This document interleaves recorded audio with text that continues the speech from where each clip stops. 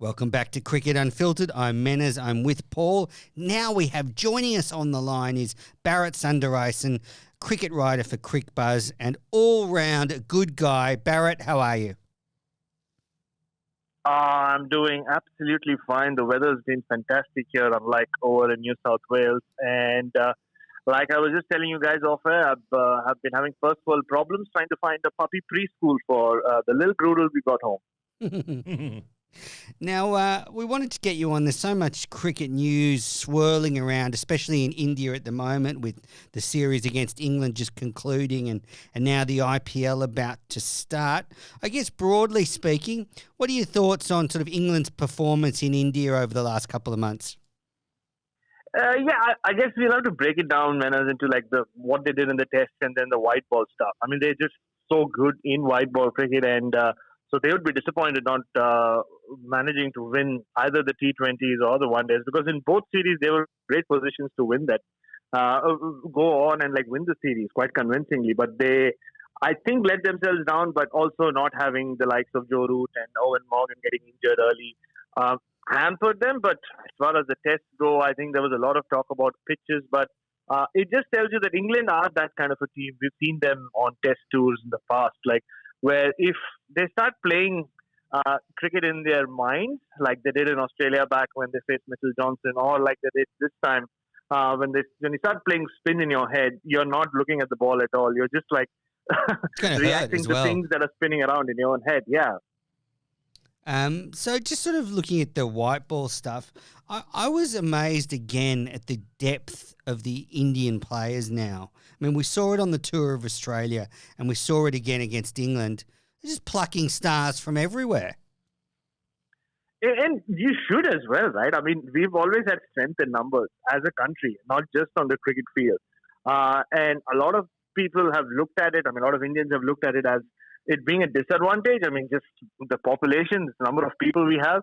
But when you look at it, if in nearly 2 billion people, you should have enough talented cricketers, especially when cricket means so much to so many people. And considering that the grassroots system is so strong in India, it's just a question of, I think, shaking off the awe of international cricket, which seems to be happening. And that's why you see so many guys just jump on the scene and do remarkable things. Like we saw that in Australia, like you said. Now we've seen it against England on home soil. And the IPL has a lot to do with it. I think it's a changing culture of India. I mean, Indians just are not overawed by anything. And but, I think I put it down to the IPL, man. They just are not overawed of playing at international level. They're used to rubbing shoulders with the who's who of cricket, playing with them, playing against them, being in pressure situations with a lot of people watching them. So once you get used to it, I mean, it's just another game of cricket. So I think that has a lot to do with it. But, I mean, it's scary, the number of talents we've seen emerge in the last 4 months. In 1994-95, when Australia thought that the upcoming summer with England and Zimbabwe was so unchallenging, we famously fielded Australia A in the World Series Cup that year. How soon do you think India will start to put an India A side out and try to replicate that? Well, India A, maybe even an India B. The number of guys across formats who just put their hands up, like, you're talking about no Bumrah, no Mohammad Shami, no Ravindra Jadeja. I mean, Ashwin doesn't get a look into white ball squads anymore. And still them finding ways of winning. And also, it's not just about the new talent. I mean, the younger talent. It's about guys like Hardik Pandya and Rishabh Pant, who just seem to be improving, and Shardul Thakur, improving with every outing. They just seem to be maturing. They just seem to almost like want to be big match players, right? Virat Kohli has always been the guy who loves the big stage. But now you're seeing a lot of guys coming through the ranks who love the big stage, who just want to be there, want a million people, billion people cheering for them. So at the moment, I mean, they're so spoiled for choices. I don't know. It's not easy being an Indian selector currently for all the right reasons. I find Rishabh Pant so captivating. Whenever he's batting, I just want to watch Pant go about his business. And I didn't quite expect him to sort of develop into the match winner we've seen over the summer against Australia and England. We saw on the last tour down under his potential, but just to be able to deliver in clutch situations, has he sort of exceeded your expectations? I think so. I mean, we always knew he was a special talent, but for me, the moment Bennett that stood out from Rishabh Pant throughout this whole period was in a post-match chat with the commentators during the Test series. I remember, I think the last Test against England, where one of the commentators asked him, "Oh, so how much do you enjoy entertaining the crowd?" And he just looked kind of blankly, almost nonchalantly, and said, "Well, I'm just here to win matches for my country and stick to what I know best. If the crowd gets entertained, like great, good, I'm happy." And that's the sign of a natural entertainer, right? He's not doing whatever he's doing to entertain. He's actually doing it to showcase and show off the immense talent he has, and the maturity he's shown on so many different occasions in such different scenarios. Whether it was there were the Test matches in Australia, every innings was different, and similarly against England, that last fourth Test. Him and Washington Sundar, that partnership, turned the game around from almost a hopeless situation for India. And now he was left out of the white ball stuff. They said he was unfit. They said, KL Rahul's the better option. And look at the way he's just come in and he's just even the last two innings, the 70 odds he's made. He's just come in when India needed runs, but he's played his game. He's just seems to know when to play which shot, and he has all sorts of shots. And of course, that reverse sweep of Jimmy Anderson, the second new ball will stand out. But even there, it was about game awareness, right? He didn't do the same to Ben Stokes in that spell, because Ben Stokes doesn't land the ball on the same spot over and over again, whereas Jimmy Anderson does. So just a lot of street smartness, game awareness, and I think we are really looking at a future India captain. I was just going to actually ask that, because you look back at some of the over the recent years, you had Gavaskar and Kapil Dev of the previous generation. Then obviously Tendulkar was so dominant for so long. Dravid and others were popular, but then Dhoni really sort of took the torch from there. And now Kohli. Is Pant the next one to be the kind of the number one superstar of Indian cricket when Kohli retires? Yeah, I mean, on the basis of what he's done for all in the last 4 months, yes. But that's the thing, right? There are so many of them these days. I mean, there's Bumrah with the ball, there's Hardik Pandya, Rohit and Virat are going nowhere anytime soon. Pujara is still around in Test cricket. There's Ashwin. There's just so many superstars right now in Indian cricket that you just don't know who's going to take the mantle and take it to the next level. But I think it's Rishabh Pant purely on what he's done in the last 4 months, and like I said, they all also tend to be leaders on the field. You see Hardik Pandya on the field. He's always with the bowlers. Rishabh Pant is the same from behind, whether he's encouraging himself or someone or entertaining someone with whatever he's saying. But he seems to be a leader on the field, and it has a lot to do with the team management. They've really taken the fear of failure away from these boys, and it's showing, right? They just go there and, to use a cliche, express themselves. That's all they're doing. They're playing their game, trusting themselves, because the team management is said, go and do that. You don't have to look over your shoulder. We trust you. And it's showing out there in the middle. And definitely for me, Rishabh Pant, I'm sure he has the street smarts to be a captain. Well, I don't think we still know who Delhi are going to name as their replacement captain after Shreyas Iyer got injured. Some signs point to Rishabh Pant. Who knows? Would be a very smart appointment. I think he's matured so much. Now, Bharat, I was really happy I wouldn't say I was really happy that India qualified for the World Test Championship final, but I was pleased because I think having India in that first World Test Championship final will really boost the profile of that match, and hopefully it'll be well received at home.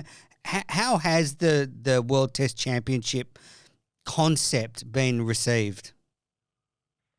I think, and you make a very good point there, man. It's you think of the World T20, the first ever World T20. What better final than India-Pakistan, right? You couldn't have ended that going to the last over, last ball, literally. And I don't know how much of the World Test Championship has captured the imagination of the Indian cricket fans. For them, I think it's still just India going and winning. I mean, for them, India beating Australia and Australia would have meant a lot more than the points that they would have accumulated, towards qualifying for that World Test Championship final. But now that it's been done, I think all eyes will be on that game. I know for a fact that the team management and the captain, for them, it's been a big mission. They've been talking about this for a long time. I remember having a chat with Ravi Shastri last year when India were losing in New Zealand, and him saying that, I don't know, somehow we need to get to that World Test Championship final, which they have. So I think you're right. I mean, if I was the ICC, I would want India to have been one of the teams. I would have preferred an India-England one because the final is in England, but New Zealand, they just know how to, spoil everyone's party, or at least, if not spoil everyone's party, find a way to get to finals, and who knows, maybe cause a surprise. Oh, they definitely could. If the ball's swinging around and there's a little bit of green in the pitch, then it could be a very even contest, you would feel. Yeah, you can't rule out New Zealand. And like I said, the last time they played each other, they destroyed India within 3 days in Wellington, and I think literally within 2 days in Christchurch, on pitches that did have a lot of assistance and offer. Kyle Jamieson made a name for himself during that series. I was fortunate enough to be in New Zealand for that. The Indian batsmen really had no answers. So, I mean, you can't rule New Zealand out ever, and especially if the test matches in England, and so much about test cricket in England depends on the weather and what the skies look like. The Saudi bowl, Jamieson, Neil Wagner, they're a handful. They're a very good test team. So, no, I don't think India go in as favourites really, but at least it means that a lot of people will be watching that game. And on a previous podcast, Paul upset me and probably a lot of listeners when he said that he thinks that we could be seeing Indian cricket dominate for many years to come with their sizable wealth, population, and all the investment in cricket in India. Do you think we're going to see maybe something similar to what we saw from Australia in the 90s and 2000s? Do you think we could see a sort of sustained period of excellence from India? Ideally, we should, Menas. I mean, Paul is right. I mean, like we spoke about strength in numbers, there's the talent, the systems that are in place, and the exposure that Indian cricketers get from playing the IPL and just a lot of cricket around the world. The coaching group, Rahul Dravid, it should happen, but having lived 31 years in India and having covered Indian cricket for 15 years of that time, I just know that generally the scripts in India, not just with cricket, everything, tend to be very Bollywoody in style. So there will be ups and downs.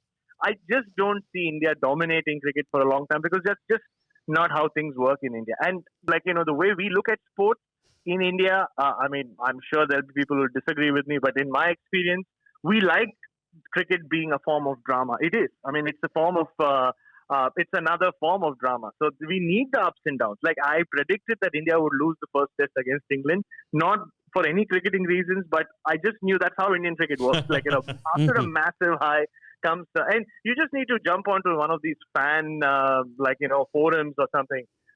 There is so much cynicism around, oh no, India's going to lose this. Oh, throw Shikhar Dhawan out, throw Rohit Sharma out. I was on a clubhouse call during the first ODI, and most of the conversation was about that.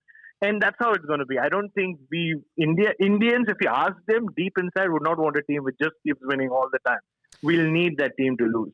So I'm sorry, Paul. I might have to agree with Menas. I don't think it's going to happen. Don't be sorry. I mean, I want you to be right. I don't want to be right. But Menas is very happy hearing that answer. But I actually did a little video. If anyone's out there, look up Cricket Unfiltered on YouTube and compared the rivalry Australia and India have had over the years, and how in the early years Australia kept on winning, but how that's really changed in the last few years. But I think there's a reminder to me, there's a similarity between Manchester City and India, that Manchester City fans in the 90s we're in the third division, we never win, we love the drama, we kind of almost enjoy that. And then, I mean, it's not completely the same because they got a massive cash injection, but you can kind of look at that. Exactly. Similar to the rise of India, the emergent middle class, and finally sort of getting their act together. And now Manchester City just win all the time. I sadly think that's what's going to happen, and that in years to come, India will be like the West Indies of the 80s, but decade after decade after decade of it. I didn't know you were a Man City fan, Paul. I'm not. All right. You said we. Did I say we? Well, I thought you came across you were a fan. No. Who do you support? No one. I like the Premier League and whatever else, but I just think when you're 20,000 kilometres away to have a team that you support, it just seems it'd be like an Australian supporting the Boston Red Sox. It'd be madcap. What about you, Barrett? Who do you support in the Premier League?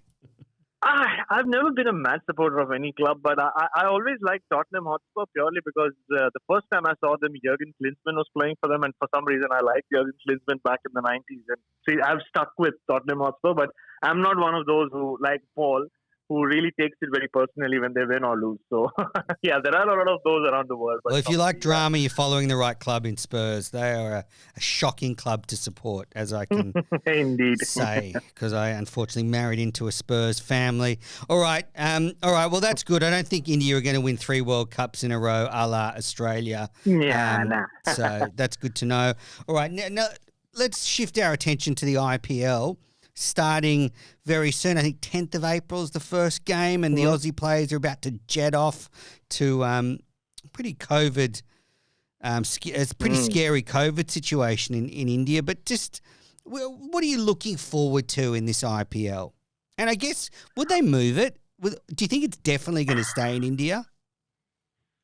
I think it is going to stay in India. And like you're right, I mean, the COVID cases are going up. Like India is struck by I don't know, it's the 3rd wave or the 4th wave, but it's pretty bad.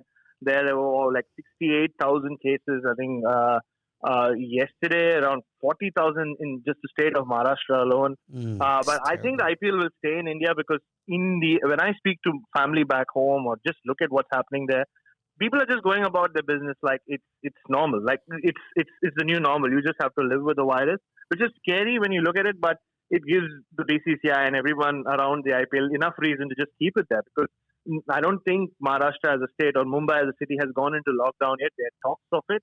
And a lot of teams are in Mumbai currently, like having their pre-tournament warm-up, Chennai Super Kings for sure. So it'll stay in India.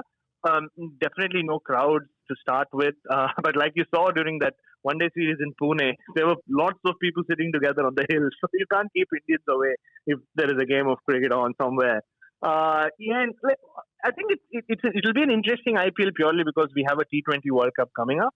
And a lot of questions will be answered, not just from an Indian context, but from an Australian context and an English context, because you have so many players who will be there, right? I mean, we'll get to know whether the likes of Riley Meredith and Jai Richardson, whether they will succeed in those conditions. Yeah, Jai Richardson had a decent tour of India, one-day tour a few years ago. But so it's not just for India, but a lot whether Glenn Maxwell is the guy, what kind of role RCB used him in, and like whether that's going to work for Australia going into that World Cup. Because think about it. I mean, Josh Butler has become the most dangerous opener in T20 cricket, but it started in the IPL. So things happen in the IPL, and this year will be one of those. And for India, like we've seen it in the last 4 months, I'm sure there are going to be newer names which are going to emerge. And that's why I think if I was an Indian selector, I wouldn't be too bothered about picking or even thinking about a squad for that T20 World Cup, because I know there'll be 2 or 3 names will just pop up from nowhere, and then just force the selector's hand and get picked. So a lot to look forward to in the IPL, but I just hope people stay safe. And it's scary when you think about it. My mother's still there; she's got her vaccine, but yeah, I mean, people are just going about their business like it's normal. Well, that's good to hear your mother's got the vaccine, because I think that's the answer. They've got to get the vaccination up, but it's not easy when you've got 1.4 billion people. But I suppose it would be interesting whether any of the overseas players will have second thoughts about going as it continues down this path, or also whether or not there'll be some questions as to whether the World Cup needs to be postponed or relocated. But in any case, to the tournament itself, and the main question I've become a massive Dan Christian fan in the last few months, and I was so happy that he's got picked up by RCB. I'm worried he's going to sit on the bench. Can you give me some clarity that he's actually going to get some game time, do you reckon? I think he's with the right franchise, Paul, to get games. Because with RCB, they like changing things around. Virat Kohli is a very restless captain. He'll keep changing things around if they lose a couple of games, or even if they're winning games. So if you're an RCB player, the chances of you spending the whole season on the bench is very, very minimal, because he will get a game. And I think I'm a big Dan Christian fan. I remember 2017 when he played for Pune.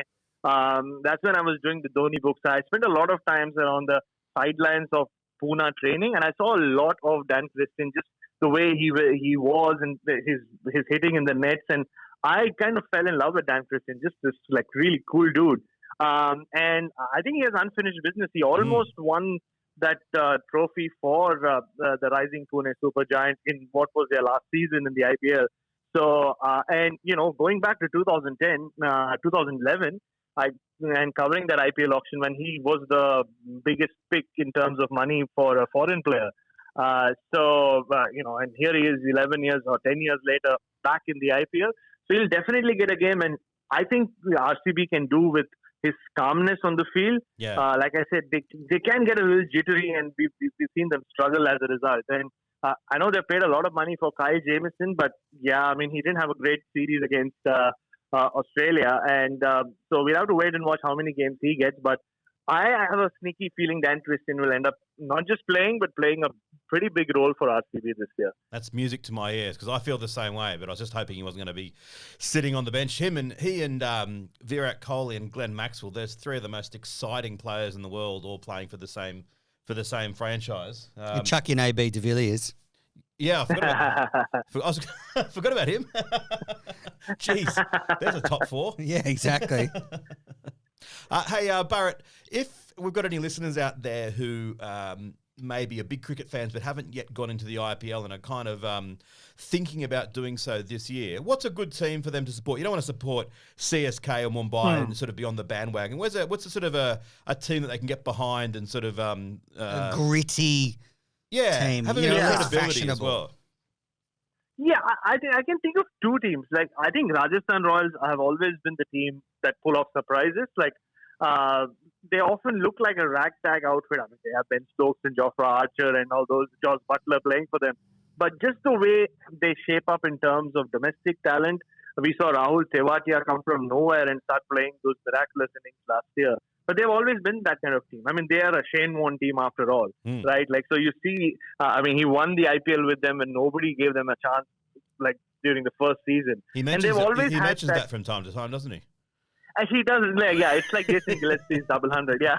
So, and that that touch has stayed with them. Like, they've really not done remarkably well since, but they're a team that you can really get behind because you just don't know what to expect. And like they're going to be captained by Sanju Samson, poor guy. Like we spoke of all these players who come through the ranks and done a lot. He's gone the other way. He's been left out of the whole system, so he's faded, or his stocks have faded. So it'll be a big season for him. They're a good team, but I think if you're Australian, you should also follow Sunrisers Hyderabad. Just see how David Warner leads that team and kind of feel bad about it, like the fact that you won't see him captaining in Australia because it's not just his tactics, because I think he's a very astute captain, but just how he gets these young Indian talents to rally around him. It's a sight to see, really. I mean, T. Natarajan, who became a cult hero for Indian fans and Australian fans during this recent tour, he owes a lot of it to David Warner and how he used him last year. So I think Sunrisers are a very good team that way to follow. They might not always be the most exciting, but they have that grit about them, and a lot of it comes from David Warner and Kane Williamson for sure. Fantastic. And what do you think the atmosphere in India is going to be like around the IPL? I know they're doing it strangely. They're playing the IPL in India, but there's no home games. All the teams are playing away. That's obviously to keep it fair.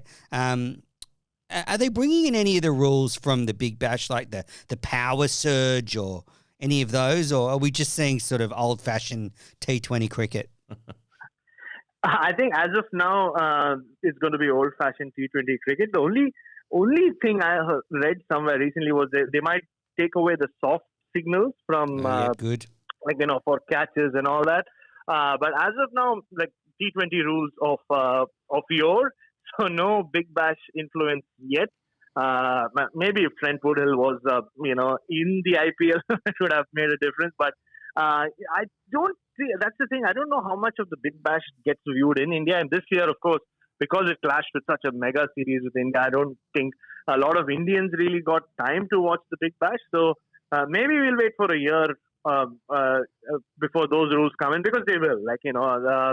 Eventually, anything new that comes outside the IPL kind of adopts So yeah, I mean, but for now it's just going to be classic IPL cricket, like you said. Yeah, I mean, different format in terms of the home games. They're going to play in games in clusters. So yeah, it'll just be exciting. I mean, like, it'll just be a continuation of this celebration of Indian cricket that started in November. And just continues on while the country is still ravaged by this deadly pandemic. Well, that's a way to make some of our listeners feel old. The two of you referring to old-fashioned T20 cricket. Actually. Hey, Bharat, given that you're going to be in Adelaide during it, what's your strategy in terms of watching it? I mean, most games are going to start at about, 11:30 p.m. your time, roughly, depending on daylight savings and everything else. How are you going to watch the games? The last 2 years that I've been here, I tend to watch the double headers, the first one, because that starts at a good time, 8 p.m. Yep. Otherwise, they're tricky. Paul, I'll be honest, I watch a little bit of highlights here and there because I get called on some podcasts in India where I'm supposed to speak about the IPL. I just watch enough and then I just pretend to know a lot. That's generally Paul's tactic for every podcast. I'm only joking. There you go. Paul's very well. You just have to sound convincing. I'm with you, Barrett. What I do is I watch the first game of the double header and then I watch the next day the replay of the second game or the late game, and I try to go into some kind of internet silence so I don't get any spoilers. But it is pretty hard because it's just plastered everywhere. It is. Yeah, exactly. And there's an explosion of what happens. And last year there were so many close games. So yeah, it's very difficult to stay away from your phone. But yeah, it's good breakfast viewing in manners, right? Like next morning you're just having, with your coffee or with your breakfast. That's what I try to do. But yeah, it's perfect timing for us, to watch the replay. Yeah, but yeah. Well, one more. You might get a plug-in for Cricbuzz, but I've tried in the past watching, reliving a game on Cricinfo, reading the commentary without knowing the results, and I've got to have my hand over the screen and make sure it doesn't refresh because there's so many ways of seeing the result. Is that possible to do? And is Cricbuzz a better way of doing it? Cricbuzz is a quicker way of doing it for sure because they are. I mean, that has always been their USP. They are the quickest when it comes to scores. But yeah, I think, give it a shot. Of course. And if anyone involved with Cricbuzz is listening, there you go. That's the plug. I am renegotiating my contract. So the question comes at the right time. I appreciate it. That's incredible. I did not know Paul not only relived cricket matches just through the ball-by-ball text, and then he was blocking the scores on the rest of the screen. That's an incredible level of dedication. I've sometimes actually got my wife. I said, "Can you log into this? Go down, scroll down, and then go Walk for away. that." But it always refreshes, and it's like, spoiled. Well, last one then, Barrett, and coming back local, back to where you live in Adelaide.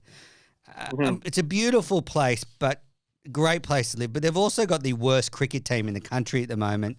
Barely won a game for years. The Strikers do okay, but South Australia in the Marsh Cup and the Shield are just awful. And do you see it turning around now that you're local? You commentate on the Shield games. Is Dizzy Gillespie making a difference? I think he's trying his level best to make a difference, man. I'll give you an example of the cynicism, the pessimism that exists within South Australian cricket circles. People who have watched it, people who have covered it. After that game against New South Wales, where they set them a target, and I was doing commentary the last game 2 weeks ago, and New South Wales eventually chased it down pretty comfortably with Sean Abbott. I thought played a great innings, and Moses Rodriguez as well. And I was I remember tweeting about it or chatting with a couple of guys saying, that's disappointing. At least they'll learn. And one of them asked me, how long have you been here? I was like, 2.5 years. Yeah, just get used to it. We've been living through this for the last 2 decades. So, yeah, it's just sad. I mean, there is talent that's coming through, but I think not enough guys are, knocking the door down. I remember saying this on air during the first leg of the Shield. If guys who are, without taking names, averaging 23 and 24 are getting comebacks into the side just because they've scored a great century or Premier Cricket century. it just tells you that there is a certain lack of depth. I don't know why, because I umpire as well, as you guys know, and I see a lot of talent around in Adelaide, but it just seems to be a hole that they just can't come out of. I've felt bad for Jason Gillespie many times during the season because he just looks helpless. Like, after the game, he's like, yeah, I mean, we'll take the positives from this. Yeah, I mean, like, how many times as a coach can you say that? So, yeah, I mean, it's and it's not just the issue of they don't have enough batsmen or they don't have enough bowlers. It's multifold. They just don't seem to have enough guys doing enough on when it matters. So yeah, I mean, I remember commentating with Chad Sayers when they played the Marsh Cup against New South Wales at the Adelaide Oval. Just looking at him at times when the bowlers are going when he wasn't on air. Just his reactions tells you how frustrated they are with where their team is right now. And yeah, I mean, you like to believe there's always light at the end of the tunnel, but like the locals have said, that tunnel's been very, very long. They've been looking for that light for a long time. Well, I'll just take that as a no. You don't see it turning around in the near future. I hope it does, though. I know Dizzy's doing great work there, and if anyone can kickstart that States cricket, it's Jason Gillespie. Well, Bharat, thank you so much for coming on the podcast. Really great to have you on. Just last question, are you a Crows or a Port fan? Very, very good question, Manners. Like, I've left it open. Like, I was fortunate enough, like, to do commentary with one of the Port Adelaide players who apparently is a massive fan of cricket. Jared Lanier. So I gave him, like, we had half an hour together. I said, like, you have half an hour to convince me why I should become a Port Adelaide fan. Like, I'm in the market. And I think he did a decent job, and I think the team's also doing a decent job. So right now I'm tending in that direction, but I think it's safe if I just pick a club in Melbourne so that I don't get into trouble in Adelaide with anyone, because these guys are very, very passionate about their teams. I've noticed that. Yeah, mate, you got to go to the Bloods, Sydney Swans. All right. Well, Bharat, yeah, I think you should go to the Swans. You love the SCG. Well, thanks for joining us, Bharat. Best of luck with the rest of the season, and hopefully we'll catch up again. Thanks, mate. Thank you, guys. Thank you so much. Yeah, always fun.